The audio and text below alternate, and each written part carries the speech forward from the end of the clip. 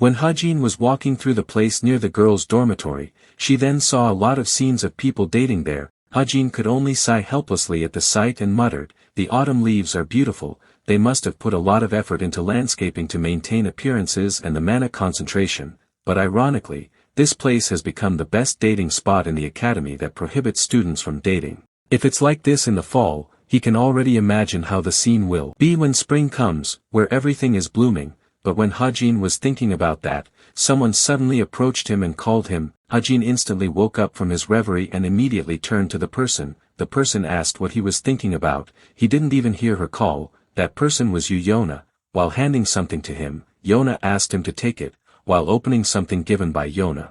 Hajin confusedly asked what this was. Hearing his confusion, Yona asked if he didn't remember. This was the wild ginseng he gave her that time. She had turned half of it into an elixir. Hajin was surprised to hear that, but, when he finally digested what she said earlier, he then shockingly asked if she only used half of it. Yona proudly said that they planned to use the rest for research and development. In return, they would compensate him with shares, and if everything went well, they would also give him additional elixir equivalent to the rest, so she told him not to worry. Hajin was a little speechless hearing that. She used it however she pleased, and she's so calm about it, but even so, Hajin didn't mind it too much, because he knew that Yona wasn't someone who would betray her allies. In fact, it was more likely that she was the one who would be betrayed. Right now, Yona tended to trust someone too much once she thought that they were her people. Hajin thought it was natural because she was only 17 years old, she was still inexperienced, but the guild's internal power struggles that she'll have to face are a filthy political battlefield. Now that he thought about it, that whole incident happened around winter break. It was the news about Yona's abuse of power scandal, but what Hajin didn't realize was, while he was deep in thought, Yona continued to talk to him at length, until she finally said that he could only take 1 pill a day. Hajin was certainly confused by her words because he didn't listen to the conversation at all. Yona said that what she meant was the elixir. After all, 1 pill costs 1 billion won. Hajin just agreed to hear that. But, when he finally digested her words, he was then shocked to learn that the price was 1 billion won per pill. Yona confirmed that, they condensed the mana crystal and wild ginseng to make it. Hajin was completely dumbfounded to hear that exaggerated price. He confusedly asked if it was really that expensive. Seeing his shock, Yona with a big smile replied no. She added, but isn't that how marketing works? With the amount needed to make 20 doses of elixir, they can make 300 to 400 doses of other medicines, so if they don't sell it at that price,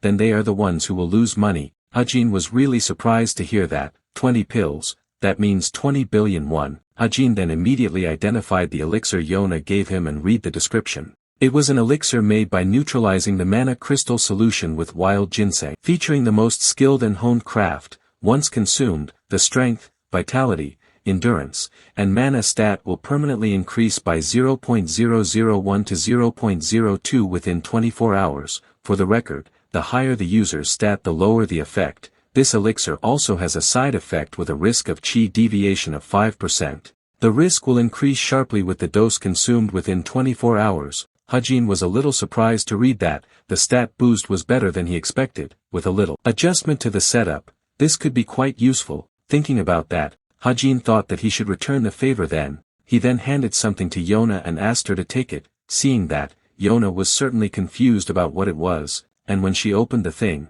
how surprised she was when she saw that it turned out to be a wild ginseng. Yona was amazed and did not expect that he actually got another one. Hajin did not know what to respond when he saw her amazed expression. He then just said that he got it from the Wind Mountain and did not explain it further to her. Yona was stunned to hear that. Seeing that, Hajin ignorantly asked her, then by principle, I guess I should return it to the owner of the Wind Mountain, Shin Jonghak, right? Yona was then surprised to hear that and immediately hid the wild ginseng. After hiding the wild ginseng into her bag, Yona said, now that I think about it, Jonghak once forgot my birthday, so I guess this will make up for that. Hajin laughed at that. He told her to do what she likes. After that, before parting, Yona then said that she would call him back if there was any progress. Hajin understood and thanked her, and Yona then walked away from there, and right before Hajin also left there, he then remembered something and opened his smartwatch. He recently got a message from Tomer. Tomer used a different ID number.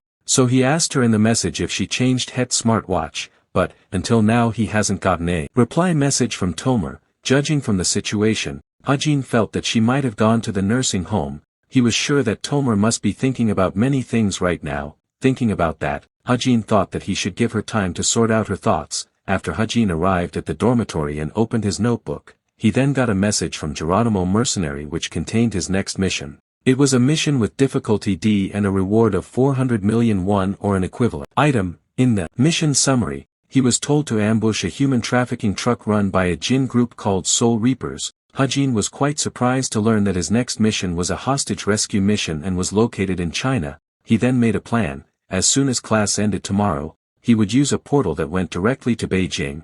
In the background story he wrote, "The region of Russia bordering Mongolia is a lawless zone. This is a smuggling and human trafficking route favored by Jin, and a besa chaos where rules are made by the strong and crime roams free. That lawless zone has its own rough order and society among the Jins, and now they call it the demon-subduing palace or pandemonium." Time passed. After Hajin entered the portal leading to China and drove for a while, he then arrived at the Waigac Bridge, northern Beijing. Looking at the bridge from the top of the cliff, he then knew why people said that this place was a mid-level danger zone. This place gave him goosebumps. The Jin he would face today were those who willingly became slaves to the devil, driven purely by evil. Shortly after Hajin arrived at the place, he then got a message from the boss. The boss said that she had something she wanted to tell him before he started his mission. They have a lot of people, but what he needs to remember is, not all Jin are the same. Jin are creatures whose negative emotions are amplified through contract. And the weaker or lower the rank, the more likely they will commit evil without hesitation. That's because they express the inferiority they feel from comparing their ideal selves to their current circumstances through evil. Reading the message sent by the boss made Hajin realize that they were opponents who did not need to get his guilt when he killed them. While waiting for their arrival, Hajin muttered that he was not sure whether this was a good thing or not. Shortly after that, a group of cars and trucks then appeared on the road in front of him. Seeing that, Hajin realized that it was a group of Jin who would be his target today. He then immediately took out the Desert Eagle and turned it into a rifle form. Relying on the scope on the rifle, Hajin then took aim, and aimed at the driver of the first truck. After that, a loud sound of gunfire was then heard as a result of Hajin pulling the trigger. The bullet he fired shot so strong that it penetrated the back of the truck and made a hole in the path it was traveling. The other Jin were then surprised by the sudden change. Seeing the truck that swerved and went off the track, they wondered what was going on there, but, while they were confused about what happened, Hajin's action would not stop there. He then immediately aimed at the next target, accompanied by the sound of gunfire. The truck driver's consciousness then disappeared when a bullet pierced his head. As a result of the death of the driver, the truck then lost control and crashed into a tree. Realizing something was wrong, the Jin then immediately got out of the car they were in. They were shocked and confused when they saw the two truck drivers who had died. They cursed and rushed to the truck to protect the luggage. Seeing the condition of the driver's death, one of the Jin wondered if this was the work of a sniper. Hearing his guess, a colleague immediately asked, from which direction, but, shortly after that, his guess was then confirmed. He was then shocked when he saw his colleague who was suddenly lying lifeless on the ground with a bullet through his head, and when they followed the trajectory of the bullet, they were finally able to see the sniper. Seeing Hajin who was just standing there alone, they then immediately ran towards him in order to catch him. Hajin did not panic at all seeing the siege of the Jin. He then threw something that looked like a pill into his mouth. It was an elixir that could temporarily increase his strength. For 5 minutes, all his stat variables, except mana, increased by 1.5. It didn't stop there. Hajin then used the item the boss gave him. Under armor haste, he attached the item to his chest like a magnet. After all the preparations were completed, Hajin then coated the rifle with ether, and activated bullet time. With his reaction speed drastically increased by bullet time, Hajin then fired 3 bullets at once and shot dead the 3 Jin in front of him. After a while after Hajin finally finished them all, he then walked towards one of the trucks. After opening the padlock that locked the truck's container door, Hajin thought that all that was left now was to free the hostages. But when Hajin felt that his mission was complete and opened the container door, a man with a knife in his hand suddenly appeared and seemed to be about to attack him. Hajin was then shocked at the sudden appearance of the man. He realized that he had been caught off guard at this time. And when the man's knife was about to stab his body,